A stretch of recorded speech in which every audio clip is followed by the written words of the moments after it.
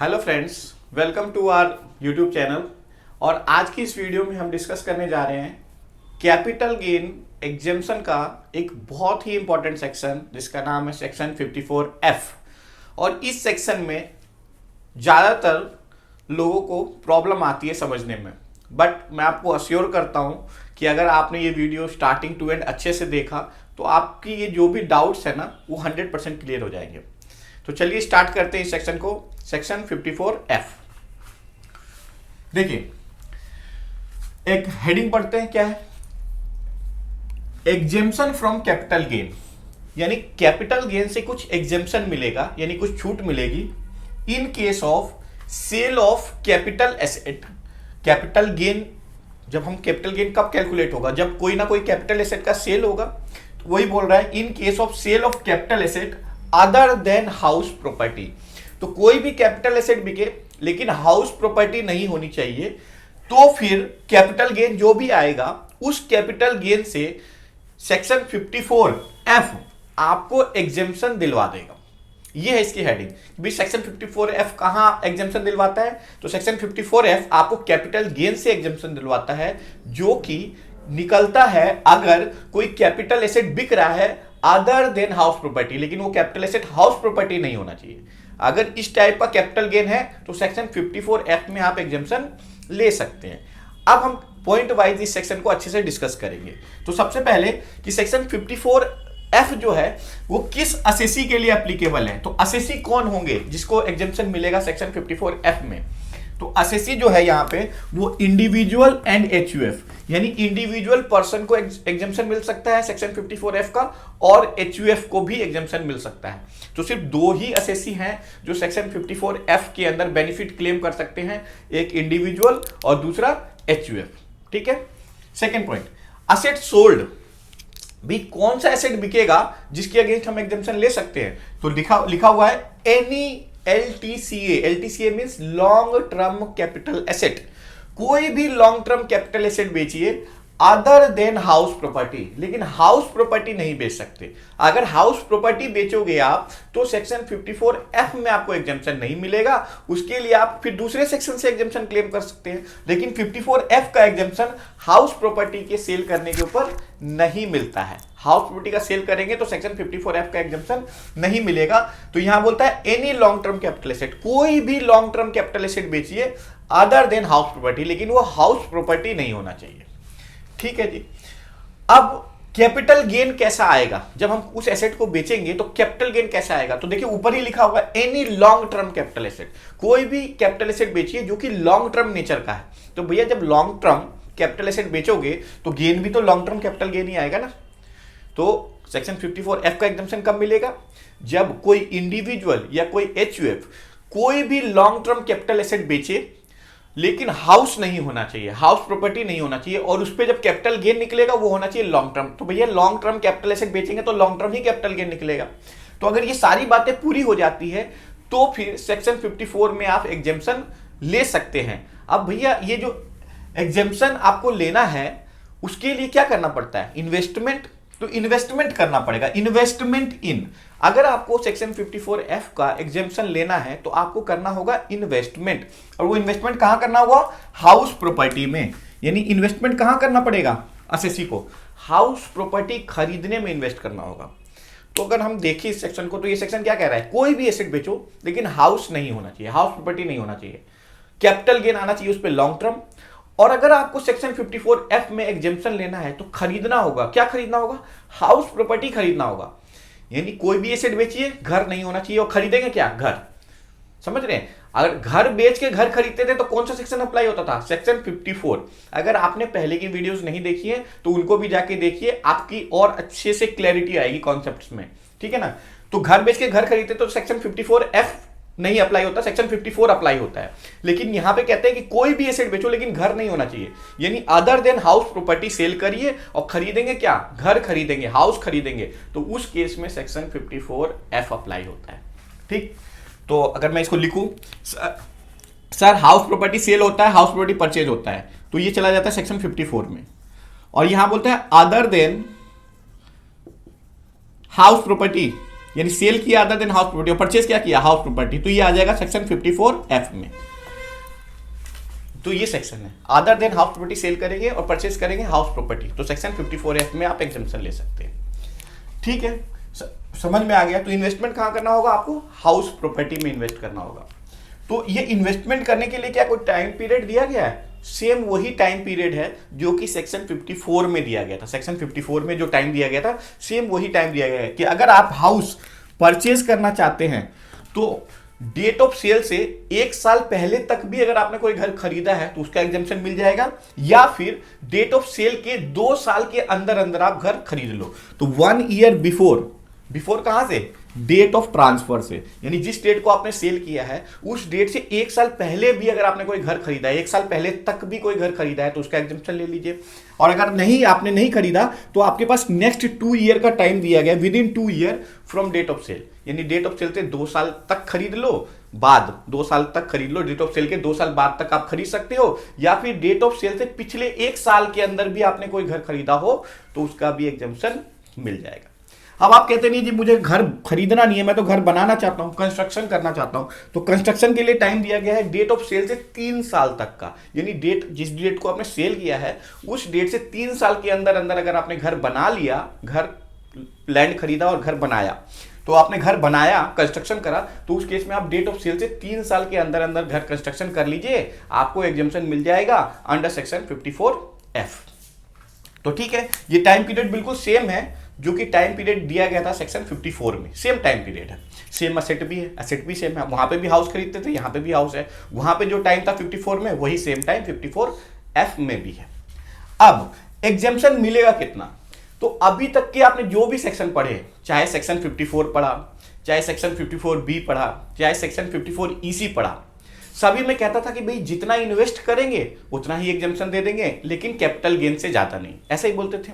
यहां पे ऐसा नहीं है, यहां पे प्रोपोर्शनेट एग्जम्पशन देते हैं। प्रोपोर्शनेट एग्जम्पशन, हाँ जी, यहां पे एग्जम्पशन देने के लिए हम एक फॉर्मूला बनाते हैं कि सबसे पहले जो भी आपका लॉन्ग टर्म कैपिटल गेन आया है, क्या बेचने के बाद, सर एसेट बेचने के बाद, कौन सा asset, other than house property, other than house property, आपने जो भी एसेट बेचा है उस पे जो लॉन्ग टर्म कैपिटल गेन आया है उस गेन को डिवाइड करना पड़ेगा आपको नेट कंसीडरेशन से। नेट कंसीडरेशन मतलब जो भी एसेट की फुल वैल्यू ऑफ कंसीडरेशन है उसमें से सेलिंग एक्सपेंस जब आप माइनस करोगे तो उसको हम कहते हैं नेट कंसीडरेशन, यानी full value of consideration minus selling expense या फिर ट्रांसफर एक्सपेंस, तो वो हमारा आ जाता है नेट कंसीडरेशन। तो long term capital gain divided by net consideration multiply by investment, जो भी आपने इन्वेस्ट करा है किस चीज में, हाउस प्रॉपर्टी में या फिर कैपिटल गेन अकाउंट में, अभी आपको पता चल जाएगा। तो जो जितना भी इन्वेस्टमेंट आपका एलिजिबल है एग्जेम्पशन के लिए वो इन्वेस्टमेंट अमाउंट से आप मल्टीप्लाई करेंगे। तो अगर आपको एग्जेम्पशन लेना है तो कैसे होगा सर, इस फॉर्मूले से एग्जेम्पशन निकलेगा, long term capital gain divided by net consideration, और ये नेट कंसीडरेशन क्या होता है, full value of consideration minus selling expense,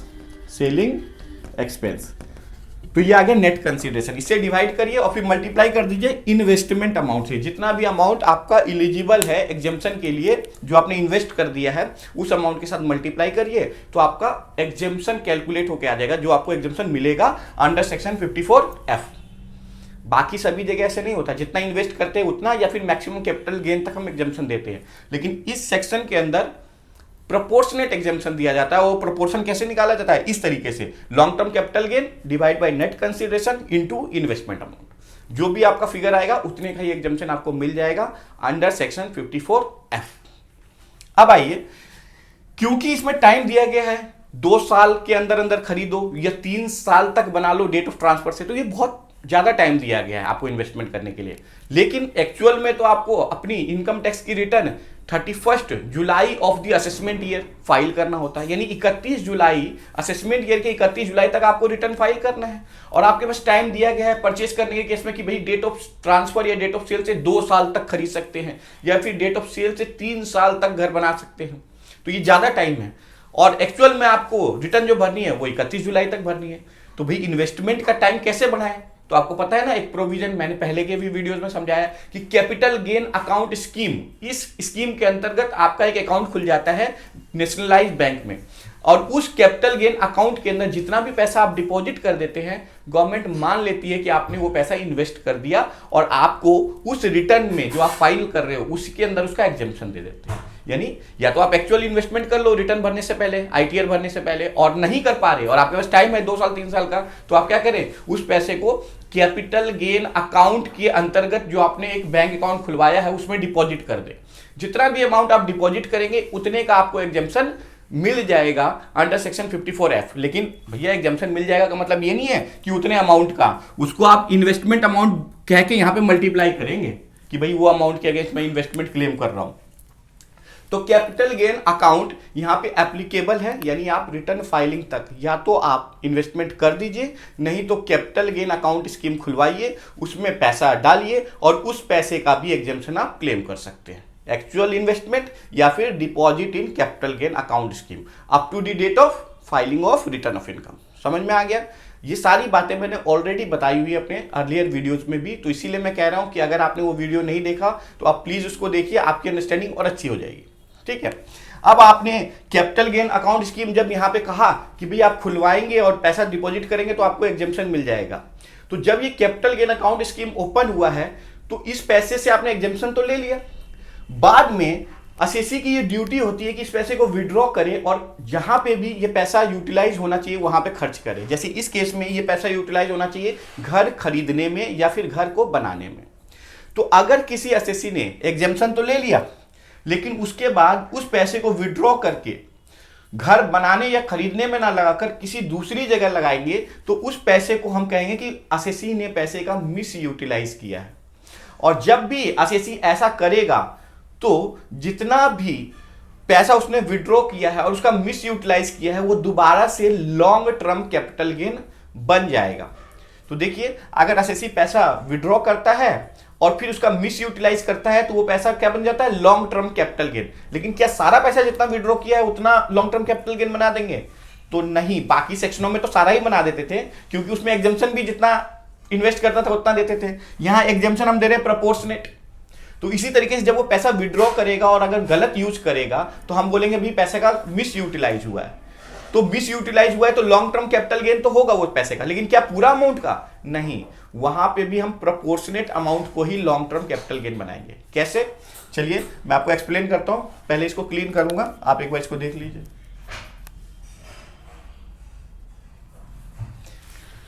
ठीक है, तो देखिए अब मैं मिस यूटिलाइज वाला पॉइंट आपको बताने जा रहा हूं, उसका ध्यान देंगे।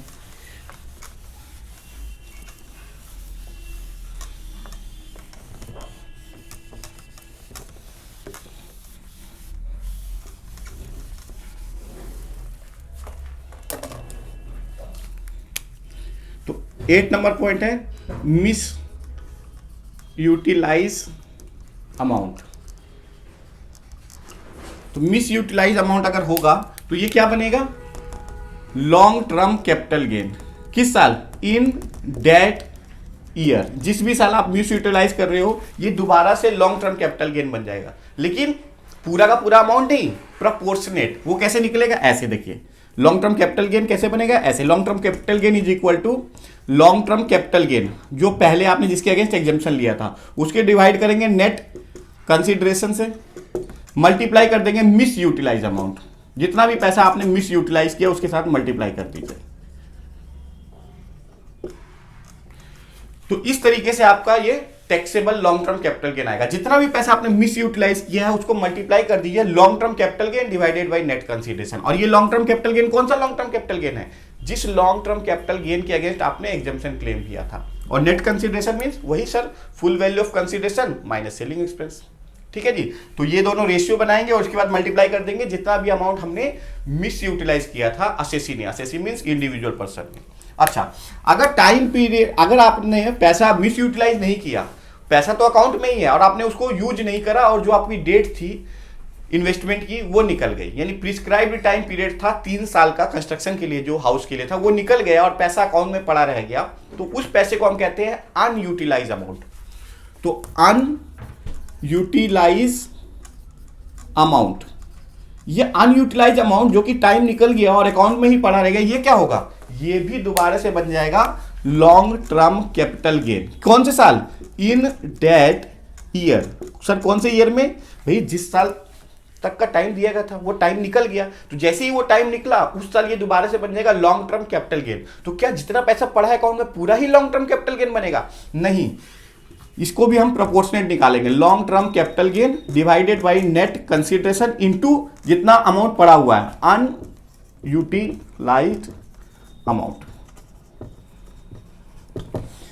तो इस तरीके से देखिए यहां एग्जेम्पशन भी प्रोपोर्शनेट मिलता है।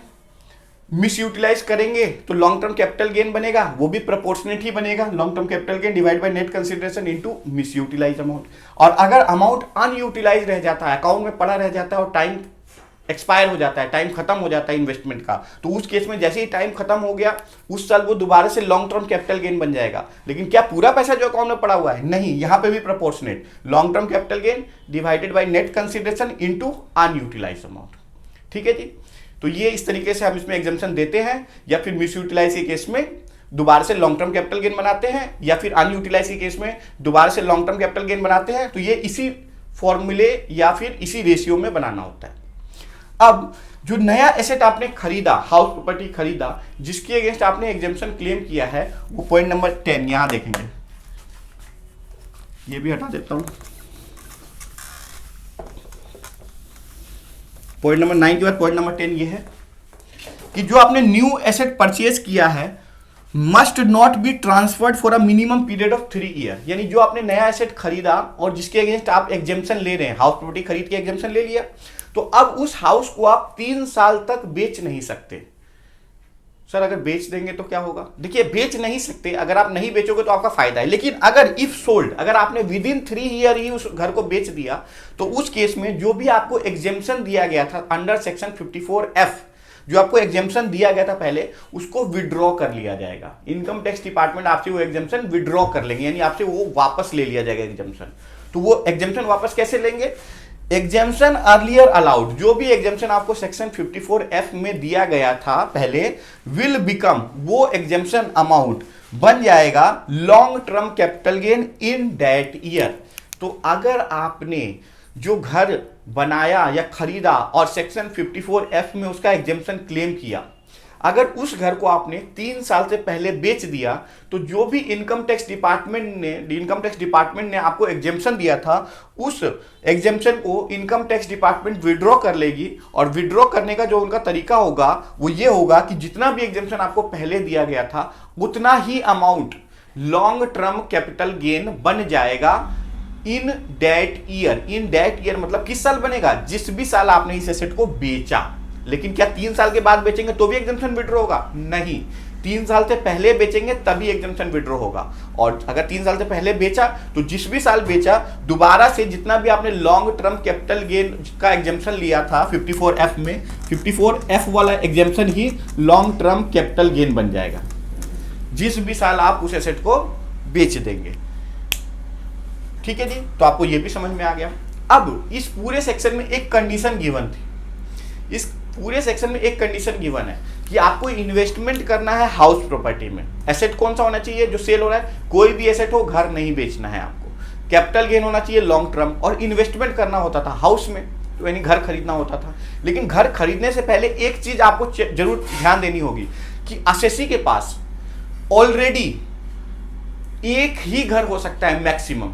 यानी अगर मुझे सेक्शन 54F में इन्वेस्टमेंट करना है तो पहले चेक करना होगा कि क्या असेसी के पास कोई घर है। अगर बोलता है असेसी की नहीं है तब तो ओके है, आप कर दो इन्वेस्टमेंट। असेसी कहता है जी हाँ हमारे पास एक घर है पहले से, तो भी आप इन्वेस्ट कर दो। लेकिन अगर असेसी के पास पहले से ही 2 घर है, 2 हाउसेस वो ओन करता है, तो उस केस में सेक्शन 54F का एग्जेम्पशन उसको नहीं मिलेगा। तो ये कंडीशन जरूर चेक करनी है कि असेसी के पास इस घर को खरीदने से पहले, कौन सा घर जो कि सेक्शन 54F में असेसी खरीद रहा है एग्जेम्पशन लेने के लिए, इस घर को खरीदने से पहले असेसी के पास मैक्सिमम ऑलरेडी 1 हाउस होना चाहिए। ऑलरेडी ओन मैक्सिमम 1 हाउस, यानी उसके पास मैक्सिमम एक घर पहले से हो सकता है, ना हो तो भी चलेगा। एक घर है तब भी आप एग्जेम्पशन ले सकते हो, लेकिन एक से ज्यादा घर है, मान लीजिए 2 घर है, 3 घर है, 4 घर है उसके नाम पे, तो उस केस में असेसी सेक्शन 54F में एग्जेम्पशन नहीं क्लेम कर पाएगा। तो आई थिंक मैंने सारा का सारा प्रोविजन सेक्शन 54F का यहाँ पे एक्सप्लेन कर दिया है।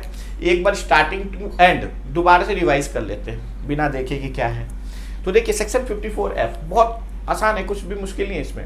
सेक्शन 54F सबसे पहले तो इंडिविजुअल और HUF पर्सन को एग्जेम्पशन दिलवाता है। एसेट जो सेल होगा इस एग्जेम्पशन को लेने के लिए वो कोई भी एसेट हो सकता है लॉन्ग टर्म नेचर का, लेकिन हाउस प्रॉपर्टी नहीं होनी चाहिए। तो any asset other than house property, और ये एसेट कैसे होनी चाहिए? Long term. अगर एसेट लॉन्ग टर्म है तो कैपिटल गेन भी कैसा आएगा? Long term. फिर अगर आपको सेक्शन 54F में एग्जेम्पशन लेना है तो आपको इन्वेस्ट करना पड़ेगा हाउस प्रॉपर्टी को खरीदने में, यानी इन्वेस्टमेंट कहाँ करनी है? हाउस प्रॉपर्टी में करनी है। ठीक है, इन्वेस्टमेंट के लिए जो टाइम दिया गया है वो दिया गया है, परचेस करते हैं तो सेल डेट से 1 साल पहले कोई खरीदा है उसका भी एग्जेम्पशन मिल जाएगा, या सेल डेट के 2 साल बाद तक आप खरीदोगे तो भी आपको एग्जेम्पशन मिल जाएगा। अगर आप कंस्ट्रक्शन करना चाहते हैं हाउस प्रॉपर्टी का तो सेल डेट से 3 साल तक का ही समय दिया गया है, आप कंस्ट्रक्शन कर सकते हैं। एग्जेम्पशन कितना मिलता है? तो भी एक फॉर्मूले के अकॉर्डिंग मिलता है, long term capital gain divided by net consideration into amount invested. जितना भी आपने इन्वेस्ट किया उसको मल्टीप्लाई करिए, आपका प्रोपोर्शनेट एग्जेम्पशन निकल के आ जाएगा। वो एग्जेम्पशन आप 54F में ले लीजिए।